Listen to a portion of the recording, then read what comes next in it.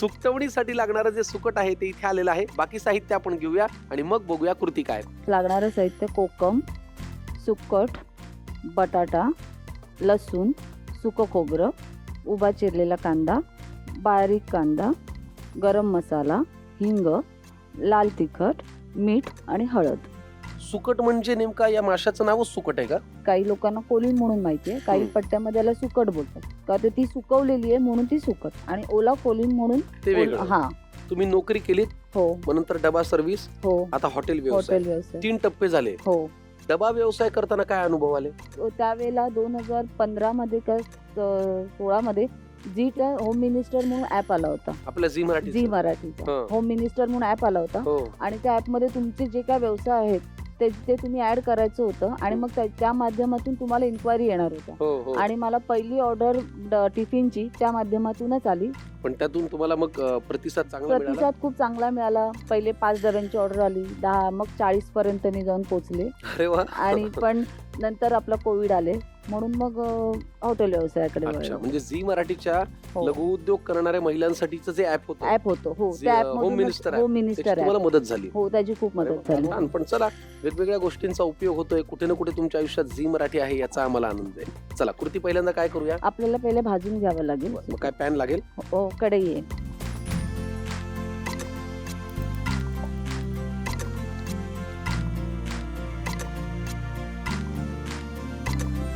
हा घ्या चमचा.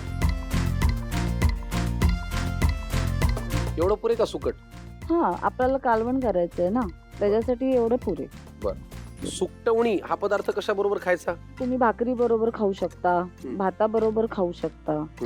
म्हणजे आमच्या गावच्या साईडला खेडेगाव असल्यामुळे तिथे आपली जी समुद्राची मच्छी आहे ती सहसा आमच्या पट्ट्यामध्ये येत नाही. मग आपल्याला नॉनव्हेजची सवय आहे ना, मग काय करायचं, मग तिथल्या लोकांना हा पदार्थ हे भरून ठेवायला बरं पडतं पावसा दिवसामध्ये, गाड्यांची सेवा बंद असल्यामुळे. हो, बरोबर आहे. तुम्ही मनापासून कुठे जास्त रमलात? हॉटेल व्यवसायात रमताय का डबा सर्व्हिस मध्ये मजा यायची का नोकरीत मजा यायची? खरं सांगा. नोकरीत नाही एवढी आली, पण हॉटेलमध्ये आली.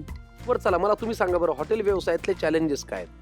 हॉटेल व्यवसायामध्ये असं आहे की तुम्ही म्हणाल की मी खूप वेळा झोपेन, आराम करेन, नाही. तुम्हाला 24 आवर्स रेडी राहणं गरजेचं आहे. तुमच्या छोट्या छोट्या गोष्टी संपल्या की त्या पटापट आणणं, त्यात तत्परतेने तुमच्या ग्रेव्हीज रेडी राहणं, सेम टेस्ट मेंटेन ठेवणं, सगळ्यात हे म्हणजे तुम्ही लोकांना काय क्वालिटी देताय, क्वालिटी वाईज तुमचं सगळं बघितलं जातं. ठीक, याचं काय करायचंय? आता हे आपल्याला बाउलमध्ये काढून घ्यायचं, ओलं करायचं, भिजवून ठेवायचं थोडा वेळ.